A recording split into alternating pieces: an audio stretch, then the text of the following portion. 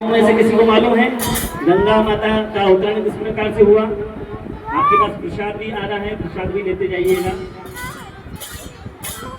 तो श्री देवी भागवत पुराण के अंतर्गत गंगा जी के अवतरण की कथा। वैसे तो अगर इसको कथा को किया जाए तो लगभग 1.5 घंटा आराम से ये कथा में हो सकता है, पर अपन 1.5 घंटा तो नहीं, कुछ सूक्ष्म में इस कथा को श्रवण करते हैं।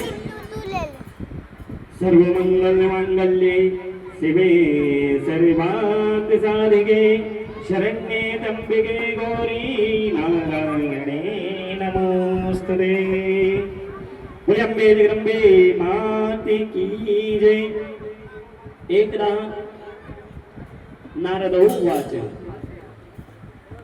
अरे इधर मत बैठ, उधर बैठ, उस साइड।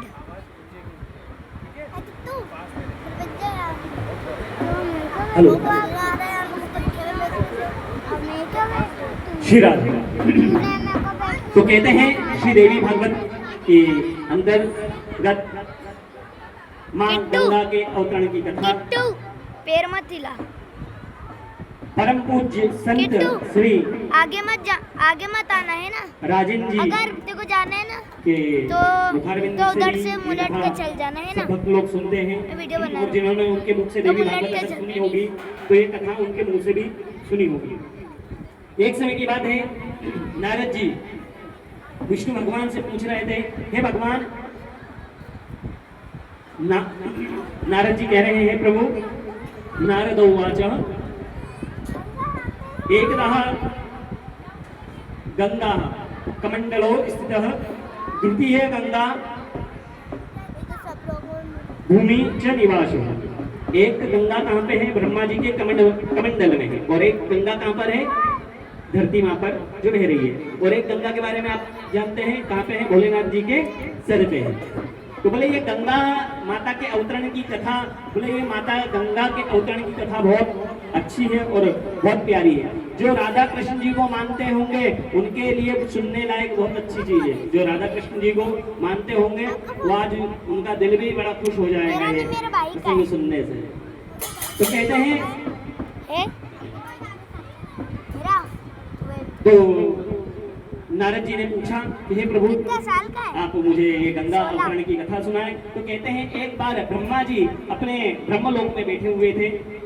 वहां पर बैठ करके सभी देवी देवता इकट्ठे होकर के चर्चा कर रहे थे, प्रभु आप कैसे हैं? और माँ सरस्वती माता वाग्वादिनी वीणा देवी माँ वीणा से सबको संगीत का आनंद प्रदान कर रहे थे। माँ ने जब संगीत गढ़ा, संगीत में गाया, माँ जगदम्बा ने बड़े सभी मंत्र मुग्ध हो गए। और उस मधुर तान को सुन करके भगवान ब्रह्मा जी कहते हैं, सरस्वती माता जी ने बहुत बढ़िया कहा और कहते हैं कि साक्षात हमारे बीच में नटराज भगवान बैठे हुए हैं। यदि नटराज भगवान हमारे सामने कुछ भगवान की सेवा करते हैं तो बोले ठीक है। तो भगवान की स्तुति करते हैं। सतसृष्टि तांडव रचयित नटराज नमो नमः। सतसृष्टि तांडव रचयित नटराज नमो नमः। हे आदि गुरु शंकर पिता, हे आदि गुरु शंकर पिता नटराज नमो नमः। सतसृष्टि तांडव रचयिता। भगवान की स्तुति करी, भगवान बड़े प्रसन्न हुए। तो कहते हैं अब गंगा जी कैसे प्रकट हुई है सुनिए। शंकर हो संगीत तदनंतर राधा कृष्णश्च पूर्णतः, यानी शंकर भगवान जी ने जो वहां पर स्तुति करी, जो भगवान को प्रसन्न करने के लिए गान किया। और जब शंकर भगवान ने जो गान किया, उस गान से श्री राधा रानी जी और श्री कृष्ण भगवान इतने मंत्र मुक्त हो गए।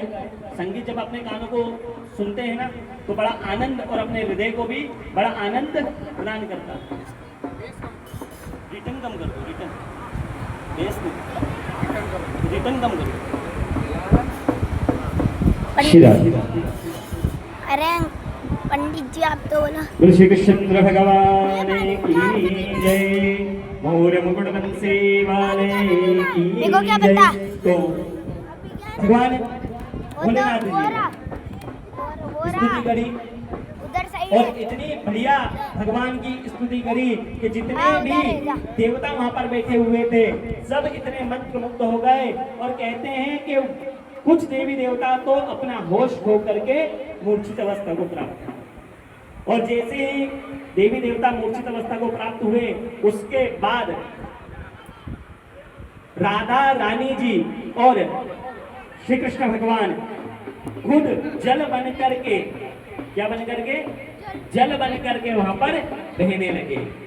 और जब ये जल बन करके बहने लगे, बहते बहते जब भोलेनाथ जी ने संगीत को बंद किया, इसने भोलेनाथ जी ने अपना संगीत बजाना गाना बंद किया, पुनः वही जल से कौन प्रकट हो गए, राधा रानी। तो एक तो कथा ये हो गई, राधा रानी जी दोनों, कृष्ण और राधा जी दोनों ही क्या बन गए थे, गंगा जी बने थे। और कहते हैं गंगा जी को श्राप कैसे मिला कि वो पृथ्वी पर आएंगी, तो कहते हैं गोलोक धाम। गोलोक धाम कौन सा, जहां राधा रानी जी, जहां राधा रानी जी और कृष्ण भगवान निवास करते हैं, उसको कहते हैं गोलोक धाम। गोलोक धाम में भगवान राधा जी और राधा जी के साथ में कृष्ण भगवान थे। राधा जी कहीं गई तो गंगा माता प्रकट हो गई। गंगा माता ने स्तुति करी भगवान की बड़े प्रेम से, और प्रेम से स्तुति करके। और माताओं का स्वभाव होता है कि पर स्त्री अगर अपने पति को देखे तो माताओं को थोड़ा सा गुस्सा आ जाता है।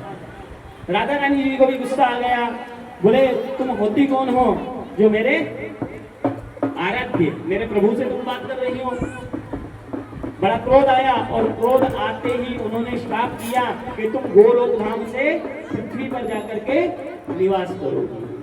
कहां से, गोलोक धाम से पृथ्वी पर जाकर के निवास करोगी। और आगे की कथा आप लोगों ने सब सुनी है। भागीरथ जी ने तपस्या करी। हमारे ढोल वाले भैया कहाँ हैं, हमारे ढोल वाले भैया विशाखान कर। तो कहते हैं कि खाना खा रहे, बोले अम्बे जगदम्बे मात की जय। कहते हैं भगवान की प्रार्थना करी भागीरथ जी ने। भागीरथ जी की प्रार्थना को सुन करके गंगा माता ने कहा, मुझे मेरा वेग को जो संभाल सके ऐसा कोई अगर हो तो मैं पृथ्वी पर आऊंगी। क्योंकि घमंड आ जाता है, किसी के पास जरा सा पैसा आ जाता है ना, तो घमंड ज्यादा आ जाता है। और किसी ने कहा है, किसी लेखक ने लिखा है कि तुम्हारा लहंगा बता रहा है तुम्हारी दौलत अभी अभी। तो कहते हैं कि माँ जगदम्बा की प्रार्थना करते हैं, और माँ जगदम्बा की प्रार्थना करके माँ ने जब ये श्राप दे दिया, भगवान को तो श्राप दिलवाना था, भगवान को लीला करनी है तो कुछ ना कुछ करना था। फिर राधा रानी जी को कहा कि यही है शिव भगवान ने जो भजन करके हमें प्रसन्न किया था, यही गंगा माता हमसे निकली है, इसलिए गंगा माता को गोलोक में भी निवास करने देना चाहिए। तो एक तो गंगा माता कहाँ पर है, गोलोक धाम में। एक गंगा माता कहाँ है, हमारे धरती पे। और कहते हैं जो भी निरंतर अगर गंगा जी के पास जाकर के गंगा जी की स्तुति करता है, अनपढ़ से अनपढ़ व्यक्ति, क्या अनपढ़ से अनपढ़ व्यक्ति भी गंगा माता के आशीर्वाद से वो पढ़ना लिखना सीख जाता है। गंगा माता की कुछ स्तुति है, 45 श्लोकों में ये बड़ी स्तुति गाई हुई है। इस स्तुति को अगर कोई करता है तो नित्य गंगा माता उसके यहाँ आशीर्वाद प्रदान करती है। इसी प्रकार से माँ जगदम्बा गंगा माता हमारे नगर में भी निवास रहे और हमारे घर के जितनी भी बोरिंग है सबकी, निराला नगर की सबकी बोरिंग में भी निवास रहे। गर्मियों के दिन में हमें दौड़ना ना पड़े। बोले गंगा माता की जय।